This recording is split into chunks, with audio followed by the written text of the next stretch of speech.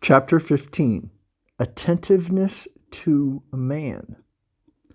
I asked Anastasia who taught her to speak and converse, since she had almost no memory of her father and mother, and her grandfather and great-grandfather talked with her only rarely. The answers she gave were quite a shock to me, and require interpretation by specialists, and so I shall try to reproduce them as fully as I can. Their meaning has gradually begun to sink in. She responded to my first question with a question of her own.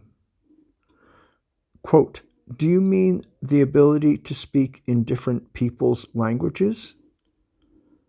"How do you mean different?" "What, can you speak more than one language?" "Yes," she replied.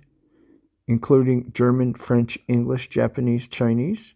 "Yes," she repeated, and then added, "You see, I can speak your language."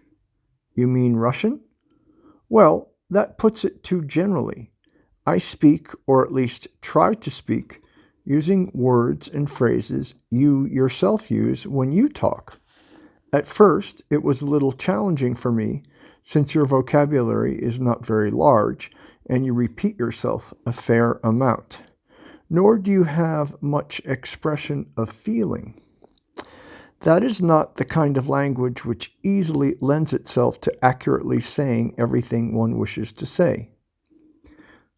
"Wait, Anastasia. I'm going to ask you something in a foreign language, and you give me an answer." I said hello to her in English and then in French, and she answered me right off. Unfortunately, I myself have not mastered any foreign language. In school, I studied German, but with rather poor marks. I did remember one whole sentence in German, which my schoolmates and I learned by rote. I recited it to Anastasia. And then he says this sentence in German that I'm not going to try to pronounce. And she extended her hand to me and answered in German, "I give you my hand." Amazed by what I had heard and still not believing my ears. Oh, and by the way, the sentence that he said translates to, "I love you and give me your hand." Amazed by what I had heard and still not believing my ears, I asked, "So then any person can be taught all languages?" I had an intuitive feeling that there must be some kind of simple explanation for this extraordinary phenomenon, and I had to know what it was so I could tell others about it. "Anastasia, so have a go at it. Explain this in my language and try to do it with examples so that I can understand," I asked somewhat excitedly. Quote, all right, only calm down and let go or you will not understand. But let me first teach you to write in Russian." "I know how to write. You tell me about learning foreign languages." "I do not mean just handwriting. I shall teach you to be a writer, a very talented writer. You shall write a book." "That's impossible." "It is possible. It's quite simple." Anastasia took a stick and outlined on the ground the whole Russian alphabet along with punctuation marks, and asked me how many letters there were. 33, I replied.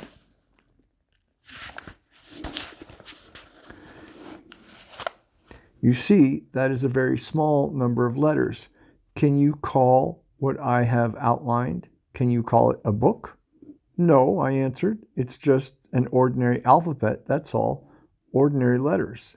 Quote, "Yet all the books in the Russian language are made up of these ordinary letters," Anastasia observed.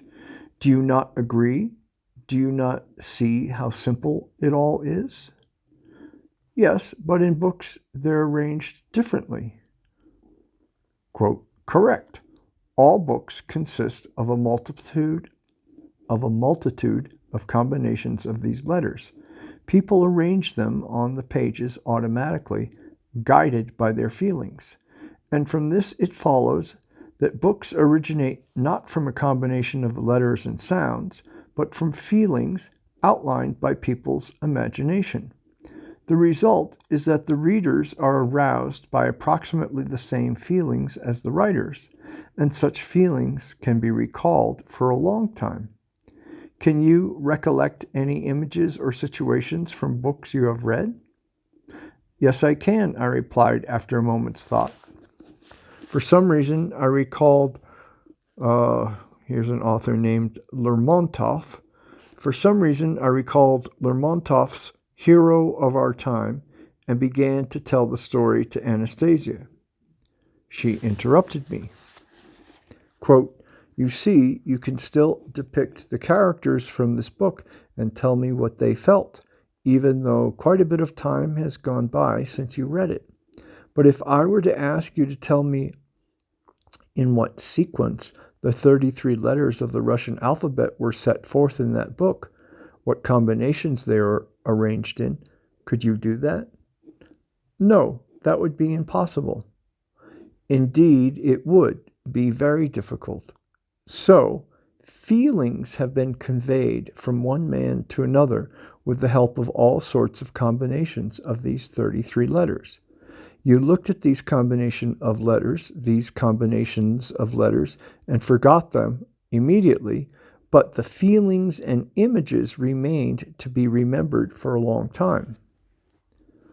Quote, "So it turns out that if you link emotional feelings directly to these marks on paper without thinking about any conventions, one's soul will cause these marks to appear in just the right sequence and combinations, so that any reader may subsequently feel the soul of the writer.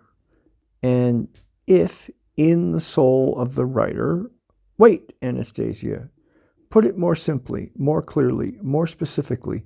Show me through some kind of an example how languages are to be learned. You can make me into a writer later on. Come on, tell me first, who taught you to understand different languages, and how?" "My great-grandfather," replied Anastasia. "Give me an example," I kept insisting, anxious to understand everything in a hurry. "All right, but do not be concerned. I shall still find a way to help you understand, and if it is that important to you, I shall try teaching all the languages to you too. It is simple after all." "For us it is quite incredible, Anastasia, so do try to explain, and tell me, how much time would it take to teach me?" She thought for a moment as she looked at me, and then she said,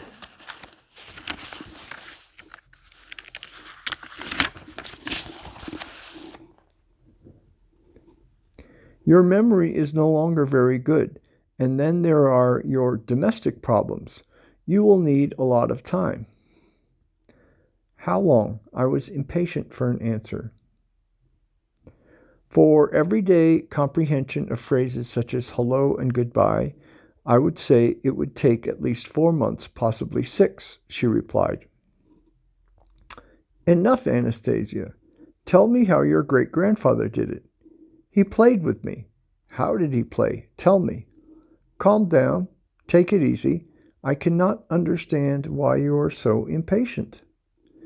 And then she quietly went on, quote, "Grandfather played with me as though he were joking with me. Whenever he came to me all by himself, without grandfather, he would always approach me, bow at the waist, and hold out his hand to me, and I would hold out mine to him. He would first shake my hand, then get down on one knee, kiss my hand, and say, 'Hello, Anastasia.' One time he came. He did everything as usual. His eyes looked at me tenderly as usual, but his lips were saying some kind of abracadabra. I looked at him in surprise, and he said something else equally unintelligible.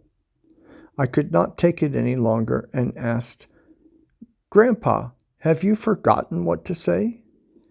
Yes, I have, great-grandfather answered. Then he stepped away from me a few paces, stopped to think about something, and came over to me again, extended his hand to me, and I held out mine to him. He dropped on one knee and kissed my hand. His look was gentle, his lips were moving, but no sound was coming out at all. I was even a bit afraid. Then I decided a reminder might help. Hello, Anastasia, I hinted. Correct, great-grandfather confirmed with a smile. At that point, I realized it was a game. He and I would often play this game together after that. At first, it was quite simple, but then the game became more complicated and more fascinating. It's a game that begins when one is 3 years old and goes on until the age of 11 when one undergoes a kind of test. This involves looking attentively at the person you are talking with and being able to understand what they are saying, no matter what language they are expressing it in. This kind of dialogue is far superior to speech. It is more rapid and conveys far more information. You would call it thought transfer. You think it is abnormal, something out of a fantasy, but it is simply an attentive attitude toward man, drawing upon a developed imagination and a good memory. It involves not just a more efficient method of information exchange, but getting to know a person's soul along with the animal and plant world and what constitutes creation as a whole. Anastasia, I said, what can plants growing in a garden plot possibly have to do with this? What is their role in all of this? Quote, what do you mean, what do they have to do with it? At the same time as the child is getting to know the world of plants as a part of the functioning of the universe, he is also entering into contact with his planets. With their help and the help of his parents, he quickly, very quickly, gets to know the truth and develops intensively in the fields of psychology, philosophy, and the natural sciences, your disciplines. But if the game is played using some kind of man-made object from the artificial world, as an example, the child will become lost. He will not receive any assistance from the powers of nature or of the universe. I have already noted, Anastasia, that in the final analysis, such a child could become an agronomist. Now, where would his knowledge come from in other areas? But Anastasia maintained that a man raised in such a manner would show an aptitude for quick learning in any of our scholarly disciplines.